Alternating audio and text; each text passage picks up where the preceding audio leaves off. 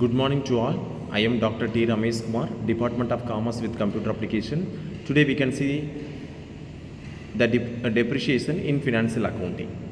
So, first of all, what is provision and reserves? A provision is an amount set aside to meet a future expenses or loss whose occurrence or exact amount is uncertain. According to Part 3 of Schedule 6th to the Companies Act 1956, a provision means any amount written off or retained by way of providing for depreciation, renewal or diminution in value of assets are retained by way of provision for any known liability of which the amount cannot be determined with substantial accuracy.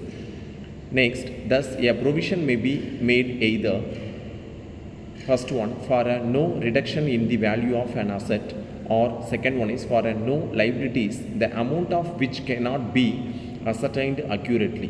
From the above, it is clear that a provision is a charge against profit and can be created by debiting the profit and loss account. Next, reserves. Any sum which is appropriated out of profit and loss appropriation account and is not meant to cover up liability, contingency, commitment or reduction in the value of an asset is a reserve. Reserves are undistributed accumulated profits. They are provided for meeting prospective losses or liabilities, to increases the working capital of the business and to strengthen its financial position. They belong to the proprietors over and above the capital contributed by them. The amount to be transferred to a reserve is debited to profit and loss appropriation account. Example of reserves are general reserves, capital reserve, dividend equalization reserve, share premium, debenture redemption fund, investment reserve, etc. Next, types of reserves. The first type is capital reserve. Capital reserves are usually created out of capital profit which are not earned in the normal course of business. They are not used for payment of dividend, though some of they are available for dividend with certain restrictions. The capital reserves are created from various sources, some of the which are as follows. The first one is profit on forfeiture of shares. Second one is profit prior to incorporation. Third one is premium on issue of shares or debentures. Fourth one is profit on redemption of debentures. Fifth one is capital redemption reserve. Sixth one, profit on sale of fixed assets over the original cost. And seventh one is profit on revaluation of fixed assets or liabilities.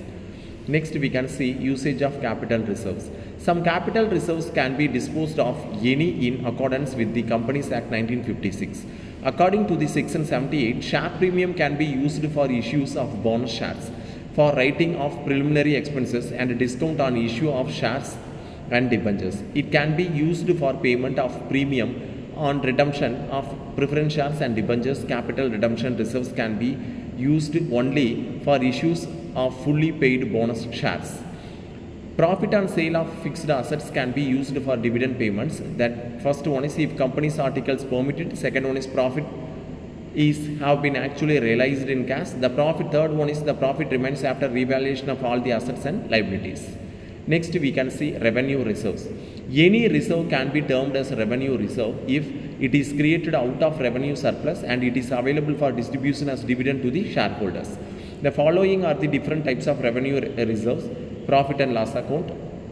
These are the balance left in the profit and loss appropriation account after providing for transfer to specific reserves, general reserves and dividends. The profit and loss balance is absolutely without restrictions and is available to the management of a business to utilize for any purpose.